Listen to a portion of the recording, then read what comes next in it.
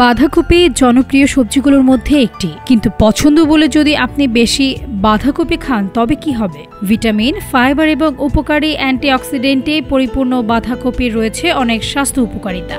তবে উপকারী বলে এটি বেশি বেশি খাওয়া চলবে না, কারণ বাঁধাকপি বেশি খেলে দেখা দিতে পারে কিছু স্বাস্থ্যগত সমস্যা।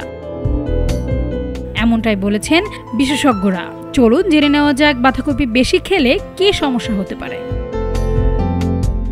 বাঁধাকপিতে প্রচুর পরিমাণে ফাইবার রয়েছে এবং এটি অন্ত্রের স্বাস্থ্য ভালো রাখতেও সাহায্য করে। তবে অত্যাধিক বাঁধাকপি খেলে তা পেট ফুলে যাওয়া, গ্যাস এবং এমনকি ডায়রিয়ার কারণ হতে পারে।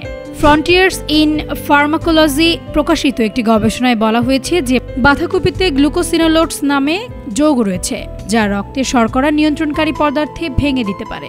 যদিও এটি ডায়াবেটিস আক্রান্তদের জন্য উপকারী হতে পারে, তবে অন্যদের জন্য এটি রক্তে শর্করার মাত্রা হ্রাস করতে পারে, যার ফলে মাথা ঘোরা এবং ক্লান্তির মতো লক্ষণ দেখা দিতে পারে। আপনি যদি ডায়াবেটিস বা রক্তে শর্করার ওষুধ গ্রহণ করেন তবে আপনার ডায়েটে বাঁধাকপি যোগ করার বিষয়ে চিকিৎসকের পরামর্শ নিন। বাঁধাকপি প্রচুর পরিমাণে পুষ্টির সরবরাহ করে। খাদ্য তালিকায় বাঁধাকপি থাকা মানে প্রয়োজনীয় ভিটামিন, খনিজ এবং অ্যান্টিঅক্সিডেন্টের ঘাটতি অনেকটাই পূরণ হয়ে যাওয়া। অন্যান্য তাজা শাকসবজি ও ফলমূলের সঙ্গে পরিমিত বাঁধাকপিও যোগ করুন আপনার খাবারের তালিকায়।